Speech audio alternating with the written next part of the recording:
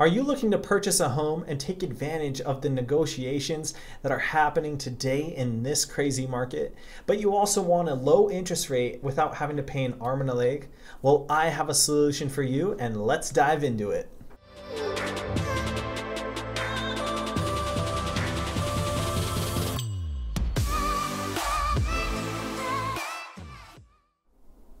Hey, what's up guys? My name is Cash Neese and I'm a mortgage advisor based in Denver, Colorado. And if you're new to the channel, make sure to hit subscribe, throw me a like, and then ring the bell so you get alerted every single time that I put out content.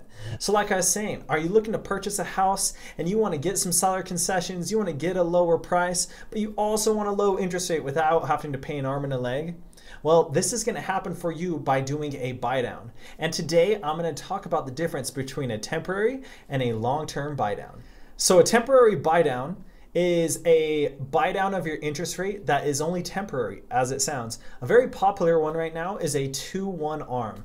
And for example, on a 2-1 ARM, for the first year, you have a interest rate which is 2% lower than what you locked at, right?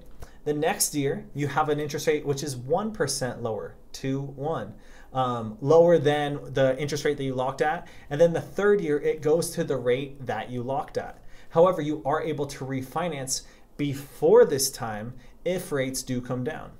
The other alternative is a long-term buy down. With a long-term buy down, you're buying down the interest rate on the entire term of that mortgage. So whether that's a 15, a 20, a 25, or a 30-year term, using the money to buy it down for that entire term. So what are the benefits of a temporary buy down?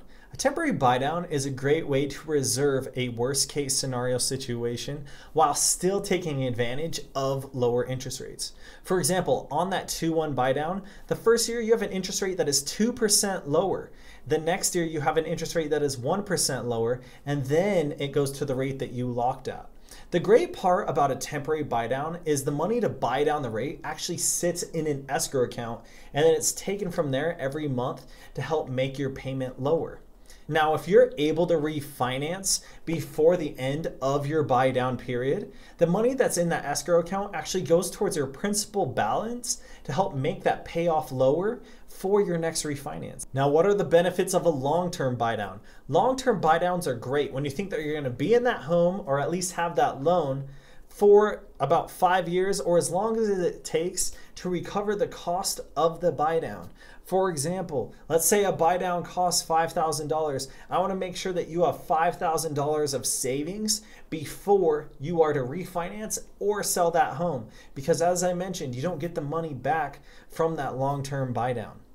Now, if you're going to sell your house before or refinance before you're able to get that cost, a temporary buy down may make a lot of sense for you. Temporary buy downs are great because you're only paying the money to buy down the interest rate for a set amount of time, not for the entire length of that loan. And because of this, you can usually get a better interest rate for cheaper than if you were to go with like a 15 or a 30-year buy down. Now, if you guys have any questions, I'm gonna leave all my contact information in the description below, but I would love to chat with you about this and see if a buy down makes sense for you. Once again, my name is Cash Neese and I'm a mortgage advisor based in Denver, Colorado, but I'm actually licensed in California, Colorado, and Texas with resources across the country, and I would be honored to help you out with your loan. Temporary buy downs versus long-term buy downs. Which one makes the most sense for you? Not every situation is the same, but the important thing is that you get in today and start building equity for you and your family.